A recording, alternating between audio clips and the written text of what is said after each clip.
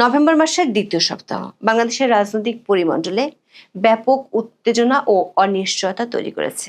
এই উত্তেজনায় শুধু অন্তর্বর্তী সরকার বিরোধীরা নয়, সাথে আছে সরকারের মিত্ররাও। এই অস্থিরতার কেন্দ্রবিন্দুতে আছে দুটি ডেডলাইন, একটি হলো 13ই নভেম্বর আর একটি তার ঠিক দুদিন আগে মানে 11ই নভেম্বর। 13ই নভেম্বর আন্তর্জাতিক অপরাধ ট্রাইব্যুনালে সাবেক প্রধানমন্ত্রী শেখ হাসিনার মামলার রায় ঘোষণার তারিখ নির্ধারণ হতে পারে এবং এটিকে ঘিরে তৈরি হওয়া ঢাকা লকডাউন কর্মসূচির আশঙ্কা সরকার ও সংশ্লিষ্টদের ভাবনায় ফেলেছে। সরকার ও পুলিশ মুখে বলছে 13 নভেম্বরে কার্যক্রম নিষিদ্ধ থাকা আওয়ামী লীগের লকডাউন কর্মসূচিকে ঘিরে শঙ্কার কিছু নেই, কিন্তু আওয়ামী লীগের একযোগে 1 লাখ বেলুন উড়ানোর কর্মসূচির কথা জানতে পেরে নড়ে চড়ে বসেছে সরকার। সেনাবাহিনীর অর্ধেক সদস্যকে ব্যারাকে ফেরত পাঠানোর সিদ্ধান্ত থেকে তড়িঘড়ি করে সরে আসতে বাধ্য হয়েছে। অনলাইনে কার্যক্রম নিষিদ্ধ থাকা আওয়ামী লীগের ব্যাপক প্রচারের সাথে ঢাকার কয়েকটি স্থানে ককটেল বিস্ফোরণের ঘটনা এবং পুলিশের ব্যাপক প্রস্তুতি 13ই নভেম্বর নিয়ে যে সরকারের শঙ্কা বাড়ছে সেটির ইঙ্গিত পাওয়া যাচ্ছে। বিশেষ করে পুরনো কৌশল বাদ দিয়ে নতুন কিছু করতে পারে আওয়ামী লীগ। আইন শৃঙ্খলা রক্ষাকারী বাহিনীর এমন আভাস সরকারকে ভাবিয়ে তুলেছে।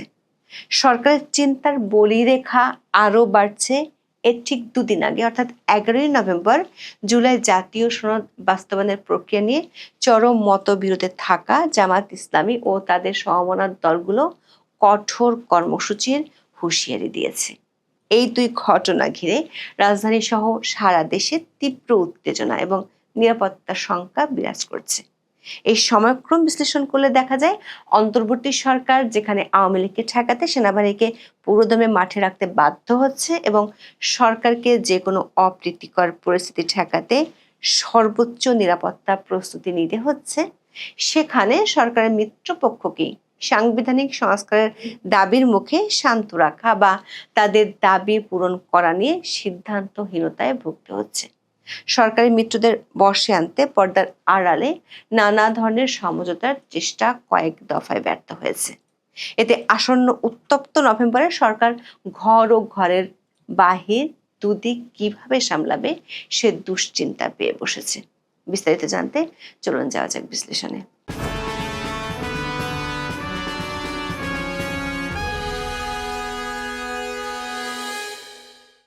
দর্শক, দেশের বর্তমান রাজনৈতিক আবহে 13ই নভেম্বর বেশ উত্তেজনা ছড়াচ্ছে। এই দিন আন্তর্জাতিক অপরাধ ট্রাইব্যুনাল 1-এ সাবেক প্রধানমন্ত্রী শেখ হাসিনা সহ 3 আসামির বিরুদ্ধে মানবতা বিরোধী অপরাধের মামলার রায় ঘোষণার তারিখ ঠিক করা হবে। গত জুলাই মাসে শেখ হাসিনা সহ 3 আসামির বিরুদ্ধে আনুষ্ঠানিকভাবে অভিযোগ গঠন করা হয় এবং মোট 28 কার্যদিবসে 54 জন সাক্ষীর সাক্ষ্য গ্রহণ ও জেরা শেষ হয়। 13ই নভেম্বর তারিখটি এই মামলার চূড়ান্ত রায় ঘোষণার জন্য নির্ধারিত নয়, বরং বিচারিক কাজ শেষ হওয়ার রায় ঘোষণার দিন কবে হবে তা নির্ধারণ করা হবে। তার মানে এটি একটি প্রক্রিয়াগত তারিখ, কিন্তু এই দিনটি নিয়ে রাজনৈতিক উত্তেজনার সাথে নিরাপত্তার ঝুঁকি বেড়েছে, কারণ ওই দিনটিকে ঘিরে কার্যক্রম নিষিদ্ধ থাকা আওয়ামী লীগ 4 দিনের কর্মসূচি ঘোষণা করেছে। 13ই নভেম্বর তারা ঢাকা শহর লকডাউনে ডাক দিয়েছে। বিশেষ করে আওয়ামী লীগের প্রেসিডিয়াম সদস্য জাহাঙ্গীর কবির নানকের একটি ভিডিও বার্তা অনলাইনে প্রকাশ হওয়ার পর থেকে উত্তেজনা বেড়েছে। এই কর্মসূচি ঘিরে আইন শৃঙ্খলা রক্ষাকারী বাহিনীর তৎপরতা এখন সর্বোচ্চ পর্যায়ে। 13ই নভেম্বর রায় ঘোষণার তারিখ ঠিক করাকে কেন্দ্র করে আওয়ামী লীগের ডাকা ঢাকা লকডাউন কর্মসূচিটি আইনি নিষেধাজ্ঞা সত্ত্বেও দলটির সাংগঠনিক ক্ষমতা প্রদর্শনের একটি কৌশলগত পদক্ষেপ হিসেবে বিবেচিত হচ্ছে। স্বরাষ্ট্র উপদেষ্টা লেফটেন্যান্ট জেনারেল মোহাম্মদ জাহাঙ্গীর আলম চৌধুরী দাবি করেছেন, লকডাউন নিয়ে সরকারের কোনো শঙ্কা নেই, তবে নিরাপত্তা সংস্থাগুলোর অভ্যন্তরীণ বিশ্লেষণ ভিন্ন চিত্র তুলে ধরে। ঢাকা মহানগর গোয়েন্দা পুলিশের এক কর্মকর্তা দৈনিক যুগান্তরকে বলেছেন, আইনি নিষেধাজ্ঞা সত্ত্বেও দলটির রাজনৈতিক শক্তি পুরোপুরি ভেঙে যায়নি এবং তারা আগের কৌশল বাদ দিয়ে এবার নতুন কিছু করতে চায়, এমন ইঙ্গিত বা আভাস পুলিশ এরই মধ্যে জানতে পেরেছে। ঢাকা মহানগর পুলিশ বা ডিএমপির জনসংযোগ ও গণমাধ্যম শাখার উপ পুলিশ কমিশনার পাঠানো এক বিজ্ঞপ্তিতে বলা হয়েছে, 10 থেকে 12ই নভেম্বর রাষ্ট্রীয় অতিথি ভবন যমুনা সহ রাজধানীর বিভিন্ন স্থানে কার্যক্রম নিষিদ্ধ থাকা আওয়ামী লীগ ও সহযোগী সংগঠনের নেতা কর্মীরা 1 লাখ গ্যাস বেলুন উড়ানোর পরিকল্পনা করেছে। বিজ্ঞপ্তিতে গোয়েন্দা সূত্রের বরাত দিয়ে বলা হয়, রাজধানীর বিভিন্ন এলাকায় পৃথক অভিযানে আওয়ামী লীগ ও সহযোগী সংগঠনের 25 নেতাকর্মীকে গ্রেপ্তার করে ডিবি। প্রাথমিক জিজ্ঞাসাবাদে তারা জানিয়েছেন, আগামী 10 থেকে 12 নভেম্বর রাষ্ট্রীয় অতিথি ভবন, যমুনা সহ রাজধানীর বিভিন্ন স্থানে আওয়ামী লীগের স্লোগান যুক্ত 1 লাখ গ্যাস বেলুন উড়ানোর পরিকল্পনা করেছিলেন। ডিবির 9টি বিভাগের সমন্বয়ে এই অভিযানটি পরিচালিত হয়। দর্শক, গোয়েন্দাদের আশঙ্কা 13 নভেম্বরকে ঘিরে আওয়ামী লীগের এমন অভিনব বা নতুন নতুন কিছু কর্মসূচি দেখা যেতে পারে। এসব কর্মসূচির আশঙ্কা সরকারকে ভাবনায় ফেলেছে।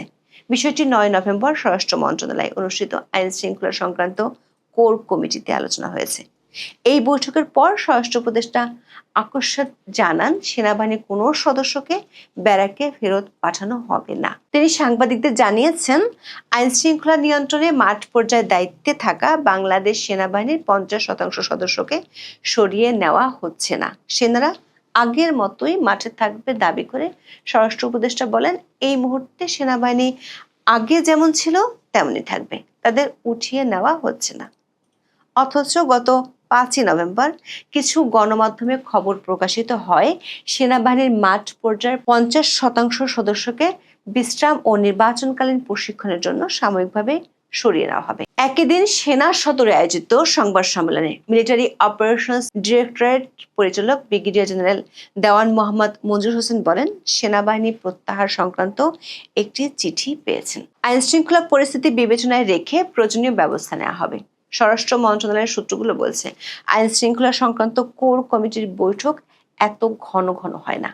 এখন পরিস্থিতি বিশেষ করে আওয়ামী লীগের কর্মসূচির কারণেই করতে হচ্ছে। বিশেষ করে গত শুক্রবার রাতে রাজধানীর কাকরাইল এলাকায় প্রধান বিচারপতির সরকারি বাসভবনের বিপরীত দিকে অবস্থিত সেন্ট মেরিস ক্যাথেড্রাল চার্চে জোড়া ককটেল বোমা নিক্ষেপ করা হয়, যার মধ্যে একটি বিস্ফোরিত হয়।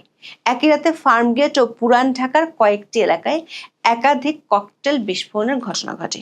আবার গ্রেপ্তার হওয়া আওয়ামী লীগের কর্মীদের কাছে একযোগে বেলুন উড়ানোর মতো অভিনব কর্মসূচির কথা ফাঁস হওয়ায় সরকারকে সেনা প্রত্যাহার নিয়ে নতুন করে ভাবতে হয়েছে।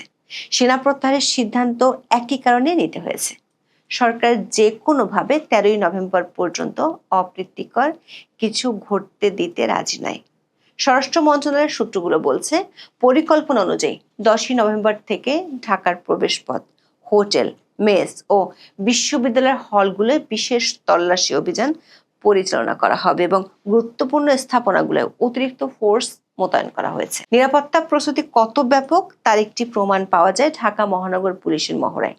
সংবাদ সংস্থা পিটিআই এর প্রতিবেদন অনুসারে 9 নভেম্বর প্রায় 7,000 পুলিশ কর্মীকে নিয়ে ঢাকায় 142টি এলাকায় বড় আকারে মহড়া হয়েছে।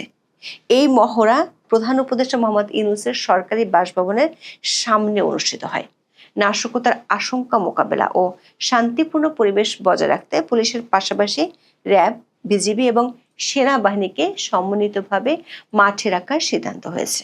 স্বরাষ্ট্র উপদেষ্টা মোহাম্মদ জাহাঙ্গীর আলম চৌধুরী নিশ্চিত করেছেন যে সেনাবাহিনী পূর্বের মতোই মাঠে থাকবে এবং তাদের প্রত্যাহার করা হবে না। তবে এই সামরিক উপস্থিতির রাজনৈতিক সংবেদনশীলতা অত্যন্ত বেশি। দর্শক, সরকার যখন 13 নভেম্বরে আওয়ামী লীগের অভিনব কর্মসূচি ঠেকাতে ব্যতিব্যস্ত, তার ঠিক 2 দিন আগে সরকারের মিত্র দলগুলোর কর্মসূচি সরকারের জন্য উদ্বেগ বাড়াচ্ছে। জুলাই জাতীয় সনদ বাস্তবায়নে ঐক্যবদ্ধ দিক নির্দেশনা দেওয়ার জন্য অন্তর্বর্তী সরকারের দেওয়া 1 সপ্তাহের সময়সীমা সোমবার শেষ হতে চলেছে, কিন্তু এখনো কোনো ইতিবাচক পরিস্থিতি তৈরি হয়নি। রাজনৈতিক বিশ্লেষকরা মনে করেন, 8.5 মাসে জাতীয় ঐক্যমত্য কমিশন যে ঐক্য প্রতিষ্ঠা করতে পারেনি, স্বল্প সময়ের মধ্যে রাজনৈতিক দলগুলোর নিজেদের উদ্যোগে আলোচনার মাধ্যমে সেই অচলাবস্থা কাটানোর সম্ভাবনা খুবই ক্ষীণ। অতীতীয় সংলাপে ব্যর্থ হয়ে দেশ সংঘাতের পথে হেঁটেছে এমন নজির রয়েছে, এবারও হয়েছে তাই। জামাত ইসলামী ও তাদের সমমনা 8টি দলের লিয়াজো কমিটি নভেম্বরের মধ্যে জুলাই জাতীয় সনদ বাস্তবায়নের আদেশ জারি এবং জাতীয় সংসদ নির্বাচনের আগে গণভোট আয়োজনের দাবি জানিয়েছে। তাদের এই দাবিগুলো 5 দফা আলটিমেটামের অংশ। জামাতের নায়েবে আমির ডাক্তার সৈয়দ আব্দুল্লাহ মোহাম্মদ তাহের হুঁশিয়ারি দিয়ে বলেছেন, সোজা আঙ্গুলে ঘি না উঠলে আঙ্গুল তারা বাঁকা করবেন, তাও তাদের ঘি লাগবে। জামাত হুঁশিয়ারি দিয়েছে, দাবি মেনে নেওয়া না হলে আগামী 11ই নভেম্বরের জনসভা থেকে কঠোরতম কর্মসূচি ঘোষণা করা হবে। অন্যদিকে বিএনপি চাইছে গণভোট আগামী সংসদ নির্বাচনের দিনই অনুষ্ঠিত হোক। এমনকি দলটি এখন গণভোটেরই বিরোধী। বিএনপির স্থায়ী কমিটির সদস্য আমির খসরু মাহমুদ চৌধুরী বলেছেন, বর্তমান সংবিধানে গণভোটের কোনো বিধান নেই, তাই নির্বাচনের আগে বা নির্বাচনের দিনও গণভোট করার বিষয়টি এই সংবিধান গ্রহণ করবে না। সরকারের সূত্রগুলো বলছে, এরই মধ্যে সরকারের পক্ষ থেকে রাজনৈতিক দলগুলোর সাথে কয়েক দফা আলোচনা হয়েছে অনানুষ্ঠানিকভাবে, কিন্তু তারা নাছোড়বান্দা। আসন ভাগাভাগি আর সরকার গঠনের সময় কয়জনকে মন্ত্রিত্ব দেওয়া হবে, এই ইস্যুতে আলোচনা ঝুলে আছে বিএনপি ও জামাতের মধ্যে, এমন খবর বেরিয়েছে দৈনিক যুগান্তরে। সরকারের জন্য চিন্তার বিষয় হলো, জামাত সহ 8টি ইসলামী দলগুলোর কর্মসূচিতে অপ্রীতিকর কিছু ঘটলে সেটি পরিস্থিতিকে আরো নাজুক করে দেবে। দর্শক, অবস্থা দৃষ্টি মনে হচ্ছে নভেম্বরের এই সপ্তাহটি বাংলাদেশের জন্য এক কঠিন পরীক্ষার সময়। একদিকে সংস্কার পথে ঐক্যের অভাব, অন্যদিকে আওয়ামী লীগের কর্মসূচি।